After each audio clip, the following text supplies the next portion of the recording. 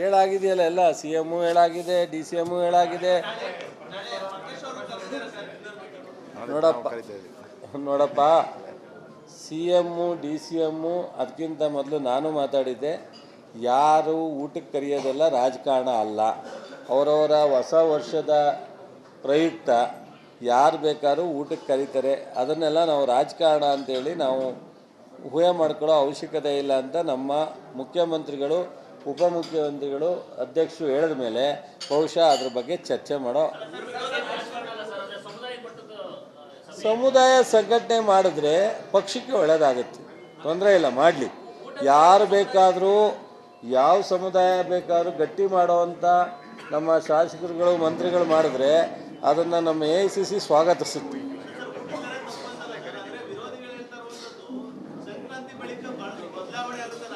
ಯಾರು ಹೇಳ್ದಾರೆ ನಿಮಗೆ ಬ್ರದರ್? ನಮ್ಮ ಬ್ರದರ್ಗೆ ನಮ್ಮನ್ನೆಲ್ಲ ನೋಡೋಕ್ಕಾಯ್ತಾ ಇಲ್ಲ ಬ್ರದರ್, ಅದಕ್ಕೋಸ್ಕರ ಹೇಳ್ತಾರೆ. ಬಿಡು ಬ್ರದರ್, ಅದು ಯಾಕೆ ತಗೋತೀರ? ಹೌದು, ನಾನು ಹೇಳ್ತೀನಿ, ಉದಯನೂ ಹೇಳ್ತಾನೆ, ಪಕ್ಕದಲ್ಲಿರೋ ದಿನೇಶು ಹೇಳ್ತಾನೆ, ಮಧುನೂ ಹೇಳ್ತಾರೆ. ನಾವೆಲ್ಲ ಕೊಡಬೇಕು ಅಂತಲೇ ಹೇಳಿದ್ದೀವಿ. ಹಾಂ, ಅದೇ ಹೇಳ್ರಿ, ನಮ್ಮ ಮಾಜಿ ಸ್ನೇಹಿತರು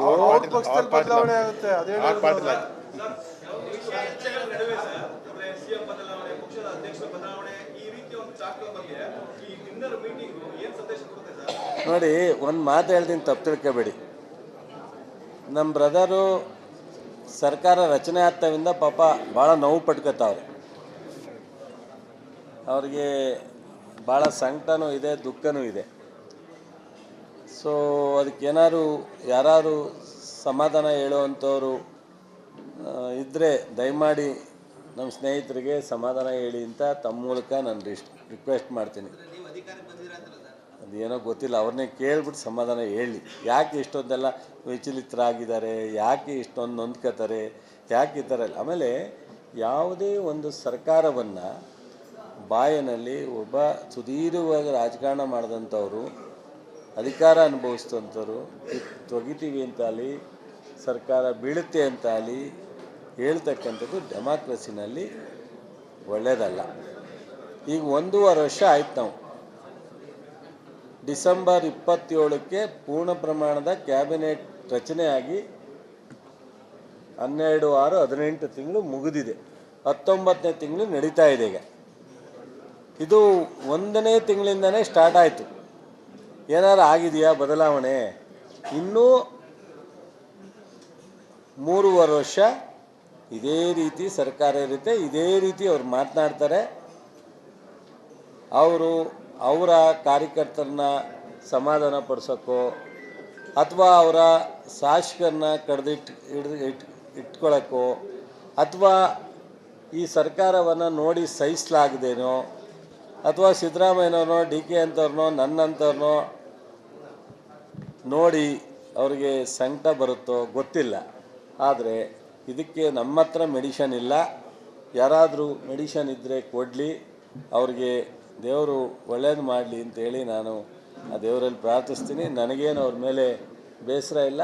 ನಾವು ನೋಡಿ 50,000ದಲ್ಲಿ ಸೋತಾಗಲೂ, ನಮ್ಮ ಪಕ್ಷ ಅವ್ರನ್ನ ಮುಖ್ಯಮಂತ್ರಿ ಮಾಡಿದಾಗಲೂ ನಾನು ಒಂದು ದಿವಸನೂ 14 ತಿಂಗಳಲ್ಲಿ ಅವರ ವಿರುದ್ಧವಾಗಿ ಆಗಲಿ, ಅಸಮಾಧಾನವಾಗಲಿ, ಅವರ ಆಡಳಿತದ ಬಗ್ಗೆ ಆಗಲಿ ನಾನು ಮಾತಾಡಿರಲಿಲ್ಲ.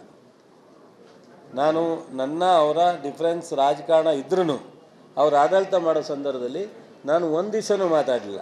ಇವತ್ತು ಅವ್ರಿಗೆ ನಮ್ಮನ್ನು ಸಹಿಸ್ಕೊಳ್ಳೋಕ್ಕಾಗಲ್ಲ ಅಂದರೆ ನಮ್ಮ ಹತ್ರನೇ ಇರುತ್ತೆ ಮೆಡಿಷನ್, ಬೇರೆಯವ್ರು ಯಾರು ಕೊಡಬೇಕಾಗಿಲ್ಲ. ನಾವು ಇನ್ನೊಬ್ಬರು ನೋಡಿ ಅಸೂಯೆ ಪಡೋ ಅವಶ್ಯಕತೆ ಇಲ್ಲ, ಅಸಮಾಧಾನ ಪಟ್ಕೊಳ್ಳೋ ಅವಶ್ಯಕತೆ ಇಲ್ಲ. ಅದರಿಂದ ಅವ್ರಿಗೆ ಹಿರಿಯೋರಿದ್ದಾರೆ, ಅವರು ಎಷ್ಟೋ ಸರಿ ನನ್ನ ವೈರಿಗಳು ಅಂದವ್ರೆ, ನನ್ನ ಅಜನ್ಮ ಶತ್ರು ಅಂತ ಅಂದವ್ರೆ. ನಾನು ಯಾವತ್ತೂ ನನ್ನ ಬಾಯಲ್ಲಿ ಕಟ್ಸಿಲ್ಲ, ನನ್ನ ಸ್ನೇಹಿತರು ಅಂತಲೇ ಅಂತೀನಿ, ನಮ್ಮ ಬ್ರದರ್ ಅಂತಲೇ ಅಂತೀನಿ. ಸೊ ಅದರಿಂದ ನಮ್ಗೆ ಆ ಥರ ಇಲ್ಲ. ಸೊ ಒಳ್ಳೇದಾಗಲಿ, ನಮ್ಗೆ ಅವಕಾಶ ಸಿಕ್ಕಿದ್ದಲ್ಲಿ ಒಳ್ಳೆ ಕೆಲಸ ಮಾಡಿ. ಗೊತ್ತಿಲ್ಲಪ್ಪ ಅವ್ರಿಗೆ. ಈಗ ಪ್ರತಿಯೊಬ್ಬರಿಗೂ ಒಂದು ಸ್ಥಾನದಿಂದ ಇನ್ನೊಂದು ಸ್ಥಾನಕ್ಕೆ ಜಂಪ್ ಆಗಬೇಕು ಅನ್ನೋದು ಆಸೆ ಸಹಜವಾಗಿರುತ್ತೆ. ಒಬ್ಬ ರೈತನಿಗೂ ಸಹ ಇವತ್ತು ಈ ಬೆಳೆ ಬೆಳೆದಿದ್ದೀನಿ, ನನಗೆ ಲಾಭ ಸಿಕ್ಕಿದೆ, ಇನ್ನೊಂದು ಸ್ವಲ್ಪ ಹೆಚ್ಚು ಲಾಭ ಪಡಿಬೇಕು ಅನ್ನೋದು ಆಸೆ ಇರುತ್ತೆ ಒಬ್ರಿಗೂ. ಅವರು ರಾಜ್ಯದಲ್ಲಿ ಡೈರೆಕ್ಟಾಗಿ ಮುಖ್ಯಮಂತ್ರಿ ಆದವರು, ಅದಾದಮೇಲೆ ಕೇಂದ್ರದಲ್ಲಿ ಮಂತ್ರಿ ಆಗೋದೇ ತಾನೇ ಬಾಕಿ. ಅದಾದಮೇಲೆ ಸಮಾಧಾನ ಇದೆಯೇ ಇಲ್ಲ ಅನ್ನೋದು ಅವ್ರಿಗೆ ಹೇಳ್ಕೋಬೇಕು, ನಾವು ಹೆಂಗೆ ಹೇಳೋದು?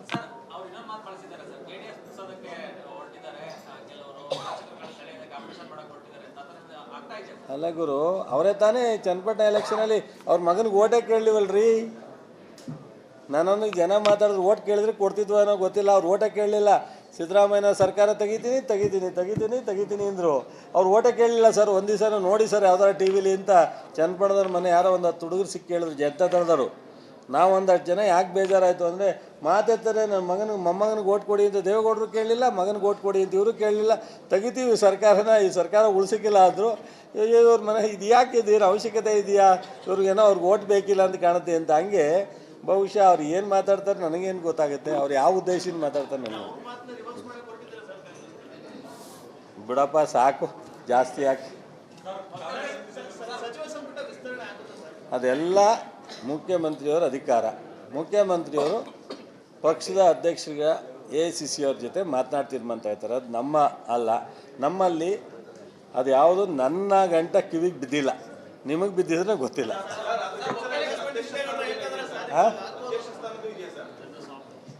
ಅಧ್ಯಕ್ಷ ಸ್ಥಾನ ಹಿಂದೆನೇ ಅವರ ಅವಧಿ ಅಥವಾ ಉಪಮುಖ್ಯಮಂತ್ರಿ ಆದಾಗ ಮುಂದಿನ ದಿನದಲ್ಲಿ ನಾವು ತೀರ್ಮಾನ ಮಾಡೋವರೆಗೂ ನೀವು ಮುಂದುವರಿರಿ ಅಂತ ಹೇಳಿದ್ದಾರೆ ಅನ್ನೋದು ಅಷ್ಟೇ ವಿಚಾರ ಗೊತ್ತಿರೋದು.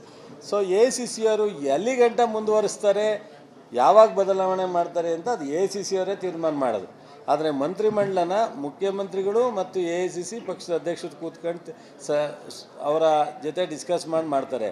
ಬಟ್ ಆದರೆ ಪಕ್ಷದ ಅಧ್ಯಕ್ಷರನ್ನ AICC ಅವರೇ ತೀರ್ಮಾನ ಮಾಡೋದ್ರಿಂದ ಅವ್ರು ಯಾವಾಗ ತೀರ್ಮಾನ ಮಾಡ್ತಾರೋ ನನ್ನ ಗಮನ ಗೊತ್ತಿಲ್ಲ.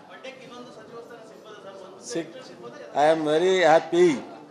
ನಾವು ಸಿಕ್ಕಬೇಕು ಅಂತ ನಾವು ದರ್ಶನ್ ಪುಟ್ಟಣ್ಣನೂ ಸೇರಿ 7ಕ್ಕೆ 6 ಗೆದ್ದಿರೋದ್ರಿಂದ ನಾವು ಮೊದಲೇ 2 ಮಂತ್ರಿ ಸ್ಥಾನ ಬೇಕು ಅಂತ ಬೇಡಿಕೆ ಇಟ್ಟಿದ್ದೋ.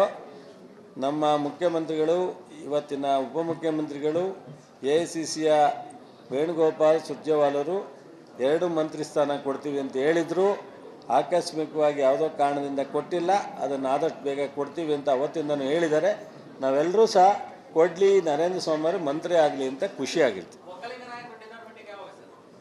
ನಾವು ಸಂಘಟನೆ ಸಂದರ್ಭ ಬಂದಾಗ ಮಾಡ್ತೀವಿ, ಬಟ್ ಆದರೆ ಅದು ರಾಜಕಾರಣ ಅಲ್ಲ. ನಮ್ಮ ಪಕ್ಷಕ್ಕೆ ನಮ್ಮ ಸಮಾಜವನ್ನು ಸದೃಢಗೊಳಿಸ್ಬೇಕು ಅನ್ನೋ ಒಂದು ವಿಚಾರನ ಆ ಸಂದರ್ಭದಲ್ಲಿ ನಿಮ್ಮ ಮಾತಾಡ್ತೀವಿ.